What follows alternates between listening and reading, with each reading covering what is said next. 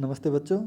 आज हम इस वीडियो में हमारे व्याकरण के जो बिंदु हैं उनका हम अध्ययन करेंगे। आपके देखो यूटी 2 में बेटा व्याकरण में आपकी संस्कृत संख्याएं आएंगी 45 से 60 तक। धातु रूप आएंगे वस तथा क्री के। आपके 4 लकार में आएंगे लट लिरिट लंग और लोट लकार में। आपके शब्द रूप भी 2 हैं मति और नदी के। अव्यय हैं और संस्कृत अनुवाद है। तो आपके ये व्याकरण का यूटी 2 का सिलेबस है। तो सबसे पहले हम संस्कृत की संख्या को कर लेते हैं बेटा। देखो बेटा संख्या ज्ञान में 45 से 60 तक आपकी संख्याएं आएंगी। तो देखो जल्दी से देख लेते हैं। 45 को बोलते हैं हम पंचचत्वारिंशत। 46 को बोलते हैं षडचत्वारिंशत। 47 को बोला जाता है सप्तचत्वारिंशत। 48 को अष्टचत्वारिंशत। 49 को नवचत्वारिंशत और 50 को बोलते हैं पंचाशत। तो एक चीज़ यहाँ पर आप ये क्लियर कर लें कि चत्वारिंशत चत्वारिंशत चत्वारिंशत चत्वारिंशत चत्वारिंशत ये कॉमन है। आपको केवल संस्कृत में याद करना है पंच षड सप्त अष्ट नव। ठीक है, पंच चत्वारिंशत षड चत्वारिंशत सप्त चत्वारिंशत अष्ट चत्वारिंशत नव चत्वारिंशत और 50 को बोला जाता है पंचाशत। ये पंचाशत आपका फिर सभी में चलेगा। 51 से लेकर के 51 से लेकर के और 59 तक आपके पंचाशत चलेंगे। तो पंचाशत पंचाशत पंचाशत आपको केवल 1 से और 9 तक की संस्कृत आनी चाहिए। एक पंचाशत द्वि पंचाशत त्रि पंचाशत चतु पंचाशत पंच पंचाशत षड पंचाशत सप्त पंचाशत अष्ट पंचाशत नव पंचाशत और इसके बाद में 60 को बोला जाता है षष्ठी। तो आपको ज़्यादा परेशानी महसूस नहीं होगी। 1 से 9 तक की संस्कृत आप याद करें और इसके बाद 40 को बोला जाता है चत्वारिंशत और 50 को बोला जाता है पंचाशत और 60 को बोला जाता है षष्ठी। 40 50 60 चत्वारिंशत पंचाशत षष्ठी। बाकी 1 से 9 तक की संस्कृत। ठीक है, तो हो जाएगा बेटा आराम से। आप इनको बार बार बोलने का अभ्यास करें। दूसरा देख लेते हैं हम धातु रूप। पहले ले लेते हैं वस धातु रूप जिसका अर्थ होता है रहना। जैसे वह गांव में रहता है ना, रहने के अर्थ में वस धातु। लट लकार में हम इनको उच्चारित करेंगे। देखो बेटा इनकी शॉर्ट फॉर्म होती है ती तय अंति सी थ आमी आवह आमह। ये इनकी शॉर्ट फॉर्म होती है। इनको शॉर्ट फॉर्म के साथ हम वस धातु को जोड़ेंगे। जैसे ती वस्ती, तह वस्तः, अंति वसंती। ठीक है, इसके बाद सी वससी, थह वस्थः, थ वसत। इसके बाद में आमी वसामी, आवह वसामह, आमी वसामी, आवह वसावह और आमह वसामह। इस तरीके से हो जाएगा। वस्ती वसत वसंती, वस्ती वसत वसत, वसामी वसावह वसामह। इनके हिंदी अर्थ की अगर बात कर लेते हैं तो आप ध्यान रखें कर्ताओं के अकॉर्डिंग ये उच्चारित होते हैं। आपके जैसे कर्ता होते हैं वस्ती वसत वसंती, इसके साथ में लगता है सैतवते या कोई भी नाम। वह रहता है, वे दोनों रहते हैं और वे सब रहते हैं। इसके बाद मध्यम पुरुष में लगता है त्वम युवाम युवम, तो तुम रहते हो, तुम दोनों रहते हो, तुम सब रहते हो। और उत्तम पुरुष के साथ में लगता है अहम आवाम वयम, तो अहम वसामी मैं रहता हूँ, आवाम वसावह हम दोनों रहते हैं, वयम वसामह हम सब रहते हैं। आप कहो कि सर बिना कर्ताओं के साथ भी बोल सकते हैं क्या, तो बिल्कुल बोल सकते हैं, है ना। लेकिन वो कर्ता आपको अपने दिमाग में रखने होंगे कि वसामी के साथ में तो अहम ही लगता है, वसावह के साथ आवाम लगता है, वसामह के साथ वयम लगता है। ठीक है, तो ये तो वर्तमान काल में हुए। अब इनको भविष्य काल में हम कैसे बोलेंगे? इनको हम भविष्य काल में बोलेंगे, देखो वत्स्यति वत्स्यता वत्स्यन्ति वत्स्यसि वत्स्यथा वत्स्यत वत्स्यामि वत्स्यावह वत्स्यामः।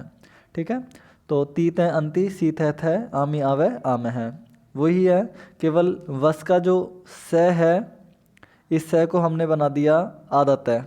ठीक है, आदत है बना दिया और इसके बाद में हमने जोड़ दिया स्यति, है ना। तो ये बन गया आपका वत स्यति। तो इस तरीके से आप इनको देख लेंगे। इनके हिंदी में अर्थ हो जाएगा देखो कर्ताओं के साथ बोलना है, वह रहेगा, वे दोनों रहेंगे, वे सब रहेंगे, तुम रहोगे, तुम दोनों रहोगे, तुम सब रहोगे, मैं रहूँगा, हम दोनों रहेंगे, हम सब रहेंगे, लिरिट लकार में। इसके बाद में लंग लकार यानी भूतकाल में, अवसत अवस्ताम अवसन, अवसह अवस्तम अवसत अवसम अवसाव अवसाम। तो आप इनको केवल जितना हो सके प्रोनाउंसिएशन करते रहें, उनको बार बार बोलते रहें, आपको ये याद हो जाएंगे। ठीक है, तो इनका अर्थ हो जाएगा, वह रहा, वे दोनों रहे, वे सब रहे, तुम रहे, तुम दोनों रहे, तुम सब रहे, मैं रहा, हम दोनों रहे और हम सब रहे। तो ये इनके हिंदी में अर्थ हो जाएंगे। इसके बाद में है लोट लकार आज्ञा देने के अर्थ में। तो पहले इसके रूप देख लेते हैं। वस्तु वस्ताम वसंतु, वस वस्तम वसत, वसानी वसावै वसाम, वसानी वसाव वसाम। तो ये इनके रूप हुए। तो यहाँ इनके हिंदी में अर्थ केवल हम मध्यम पुरुष में ज़्यादा करेंगे, क्योंकि आज्ञा मध्यम पुरुष वाले को ज़्यादा दी जाती है, तुम दोनों तुम सबको, कि तुम रहो, तुम दोनों रहो और तुम सब रहो। तो त्वम वस और युवाम वसतम और यूयम वसत। ठीक है, अगर हम खुद को ही आज्ञा देते हैं तो अहम वसानी, मैं रहूं, आवाम वसाव, हम दोनों रहें, वयम वसाम, हम सब रहें। तो इस तरीके से वह रहे, वे दोनों रहें, वे सब रहें, है ना, आज्ञा देने के अर्थ में। लेकिन ज़्यादातर मध्यम पुरुष वाले को ही आज्ञा दी जाती है, तुम ये काम करो, तुम दोनों वहाँ जाओ, तुम सब खेलो, है ना। तो ज़्यादातर तुम वाले शब्द को हम आज्ञा देते हैं। तो इसके बाद में हम क्रिय धातु देख लेते हैं। क्रिय धातु लट लकार, करोति कुरुतः कुर्वन्ति, करोसि कुरुतः कुरुत, करोमि कुर्वः कुर्मः। ये आपको याद करने पड़ेंगे, बार बार इनको उच्चारित करें, क्योंकि संस्कृत में अब जैसे आपको क्रिय धातु आएगी तो आपके यही शब्द रूप धातु रूप आएंगे। तो आप लोग इनको जितना हो कंठस्थ करें। ठीक है, इसके बाद में इसका लिट लकार बड़ा आसान है।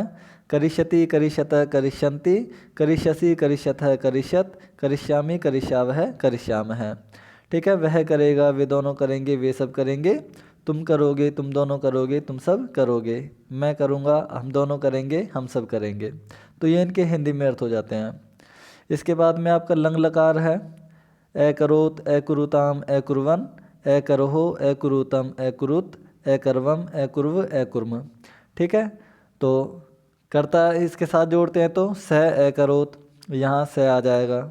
इसके बाद तव अकुरुताम, उन दोनों ने किया, ते अकुर्वन, उन सब ने किया। इसके बाद त्वम आ जाएगा, यहाँ त्वम अकरोहो, तुमने किया।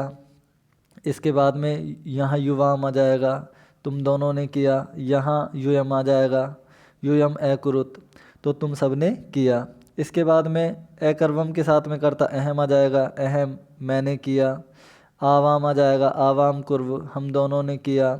और यहाँ आ जाएगा आपका वयम, वयम अकुर्म, हम सब ने किया, भूतकाल के अर्थ में। ऐसे ही फिर लोट लकार है, करोतु कुरुताम कुर्वन्तु, कुरु कुरुतम कुरुत, करवाणी करवाव करवाम। तो इसके हिंदी में अर्थ में हम ज़्यादातर तुम शब्द को ज़्यादा काम में लेते हैं लोट लकार में, आज्ञा देने के अर्थ में। तुम करो, तो तुम किस में आता है, मध्यम पुरुष में, तो त्वम कुरु। तुम दोनों करो, युवाम कुरुतम, तुम सब करो, यूयम कुरुत। ठीक है, तो ये इनके हिंदी अर्थ में आते हैं। आपके दोनों लकार हुए हैं, आप जितना हो इनको बोलने का अभ्यास करें और इनको आप कंठस्थ करें। इसके बाद में हमारे शब्द रूप है, देखिए मति शब्द है, और मति में ती में छोटी ई की मात्रा आई है। ठीक है, तो छोटी ई हमने यहाँ ले लिया, इकारांत है, यानी ई अंत में आया है मति, और ये स्त्रीलिंग का शब्द है। मति का अर्थ होता है बुद्धि। ठीक है, मति, कि मेरी मति बहुत बढ़िया है, मेरी बुद्धि बहुत अच्छी है। तो ये इसका हिंदी में अर्थ होता है। देखो इसके रूप बड़े आसान है, आप लोग यदि इसकी शॉर्ट फॉर्म में निकालना चाहें तो ये देखो, पहले आएगा विसर्ग, इसके बाद दूसरे में आदम है, तीसरे में आपका आ जाता है या, इसके बाद में चौथे में आ जाता है यई, इसके बाद में याहा, याहा और याम। ठीक है, या यई याहा याहा याम। वापस से आप देख लो, पहले विसर्ग है मति ही, इसके बाद में मतिम, मत्या, मत्यई, मत्याह, मत्याह, मत्याम और हे मते। आप इनको बार बार बोलने का अभ्यास करें, या यई याहा याहा याम। ठीक है, और इसके बाद में मत मत मत मत सब में आएगा। तो पहले में विसर्ग मति ही, दूसरे में हमेशा आधा में आएगा मतीम, इसके बाद मत्या, मत्यई, मत्याह, मत्याह और मत्याम, और संबोधन के एक वचन में आ जाएगा हे मते। तो इनके हिंदी में अर्थ होता है बुद्धि ने, बुद्धि को, बुद्धि से, बुद्धि के लिए। हम बोलते हैं ना कि वह बुद्धि के लिए कोई भी सेंटेंस बना सकते हैं, बुद्धि से, बुद्धि का, बुद्धि में, हे बुद्धि। तो ये इस तरीके से इनके हिंदी में अर्थ हो जाते हैं। द्विवचन को याद करना बड़ा ही आसान होता है। 2 एक जैसे होते हैं, 3 एक जैसे होते हैं और 2 एक जैसे होते हैं। मति मति, मतिभ्याम मतिभ्याम मतिभ्याम और मत्योहो मत्योहो। तो ये बड़े आसानी से याद हो जाते हैं। और इसके बाद में जो ये मति शब्द है ये वाला, तो ये आपका ऊपर जैसे आया है, यहाँ देखिए ये वाला, ये इसका सेम है। द्विवचन और बहुवचन जो है ये सेम रहते हैं। जैसे ये मति है और ये मतिया है, तो आपके जो ये नीचे हैं मति और मतिया, ये मति और मतिया ये सेम रहते हैं आपके। देखो आप, देखो ये मति, ये जो मति है ये मति, इसके बाद मतिया है और हे मतिया है, ये हमेशा सेम रहते हैं। इसके बाद में बहुवचन में आप जब याद करोगे इनको, तो याद करने का एक आसान सा तरीका है। आप देखिए तृतीय विभक्ति का बहुवचन, आपकी तृतीय विभक्ति ये है, इसका बहुवचन मति भी ही, यानी एक बार भी, 2 बार भय, एक नाम आएगा और एक सु आएगा। ये सारे शब्द रूपों में ऐसे चलेंगे। तो भी लगाएंगे मति भी ही, भय लगाएंगे मतिभ्य, भय लगाएंगे मतिभ्य, नाम लगाएंगे मति नाम। नाम लगाने से पहले मात्रा बड़ी हो जाएगी। तो आपने देखा कि मति छोटी थी, लेकिन छोटी ई को हमने बड़ी ई कर दिया यहाँ पर, मति नाम। इसके बाद में मतिषु और हे मतिया। 2 ऊपर के आपको याद करने होंगे, मतियः और मति ही। तो आप इनको जल्दी से बोल ले। मति ही, यहाँ से देखो, मति ही मति मत्या, मत्यई मत्यः मत्यः मत्याम हे मते, मति मति मतिभ्याम मतिभ्याम मतिभ्याम मत्योह मत्यो हे मति। इसके बाद मतियः मति ही, मतिभिः मतिभ्य मतिभ्य मतिनाम मतिषु हे मत्यः। तो जैसे मैंने यहाँ बोला था आपको मति, मति ने या बुद्धि ने, यहाँ 2 बुद्धि ने, यहाँ बहुत सारी बुद्धि ने। बुद्धि को, 2 बुद्धि को और बहुत सारी बुद्धि को, है ना। तो इस प्रकार से बुद्धि से, 2 बुद्धि से, बहुत सारी बुद्धि से, यानी जो चिन्ह यहाँ आएगा इनमें, वही चिन्ह 2 के अर्थ में यहाँ पर आएगा और वही चिन्ह बहुत सारों के अर्थ में यहाँ आएगा। जैसे मैंने बोला बुद्धि में, तो यहाँ हो गया 2 बुद्धि में और यहाँ हो गया बहुत सारी बुद्धि में। ठीक है, इस प्रकार से। इसके बाद में हम शब्द रूप लेते हैं नदी का। ये नदी में बड़ी ई की मात्रा आई है, ठीक है, तो यहाँ बड़ी ई है, बड़ी ई इकारांत स्त्रीलिंग। ठीक है, नदी में आप ये देखो द में बड़ी ई की मात्रा है, तो ई सबसे अंत में आया है, नदी में ई सबसे अंत में आया है, तो इसको इकारांत बोल देते हैं। ठीक है, आपका ये जो शब्द है इकारांत, तो ई अंत में आया है तो इकारांत है। और नदी शब्द स्त्रीलिंग का शब्द है, तो ये स्त्रीलिंग, नदी इकारांत स्त्रीलिंग। तो यहाँ इसके रूप देखो, यहाँ पर भी सेम वही है, नदी, इस दूसरे में मैं लगाएंगे, फिर या, यई, याह, याह, याम। तो नदी, नदीम, नद्या, नद्यई, नद्यः, नद्यः, नद्याम। और इसके बाद में हो जाएगा आपका हे नदी। तो यहाँ हे नदी में एक चीज़ देख लो आप कि नदी जो शब्द है आपका, इसमें बड़ी ई की मात्रा है। यहाँ पर नदी में बड़ी ई की मात्रा है। तो सब जब भी संबोधन में हम रूप बनाएंगे तो बड़ी ई को छोटी ई कर देंगे केवल एक वचन में। ठीक है, द्विवचन और बहुवचन तो आपके सेम रहेंगे, जैसे नद्या हुआ है और नद्य, नद्यः है, तो ये आपके सेम रहेंगे। देखो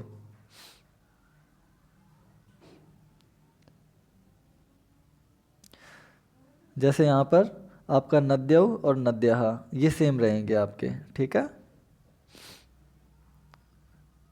इसके बाद में द्विवचन में बड़ा आसान होता है, 2 एक जैसे हैं आपके और 3 एक जैसे, जैसे 2 एक जैसे आपको हो गए नद्यौ नद्यौ 2 एक जैसे, नदीभ्याम नदीभ्याम नदीभ्याम 3 एक जैसे, और नद्योहो नद्योहो 2 एक जैसे।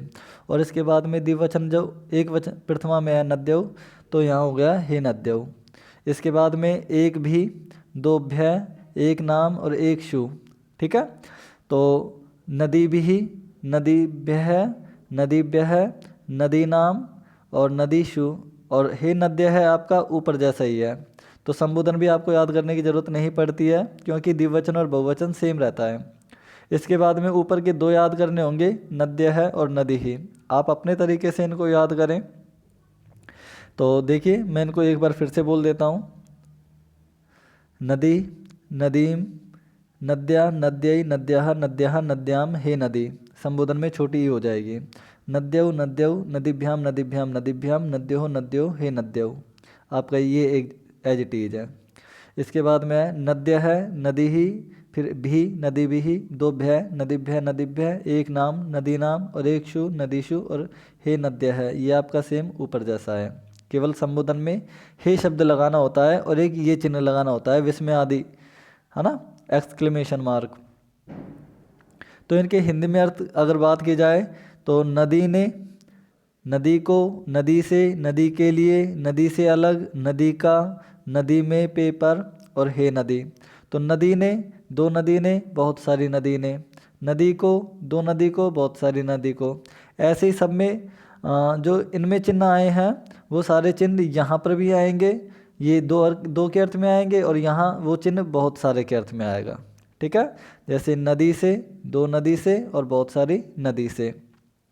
तो ये आपके शब्द रूप हुए। बाकी आपके संस्कृत अनुवाद और जो अव्यय है वो आपको रिवाइज करने हैं। जो हमने हाफ ईयरली सिलेबस में आपको संस्कृत अनुवाद और अव्यय कराए थे वो ही आपके UT2 में भी आएंगे, तो आप उनको रिवाइज करें, ठीक है, और अच्छे से आप तैयारी करें। धन्यवाद।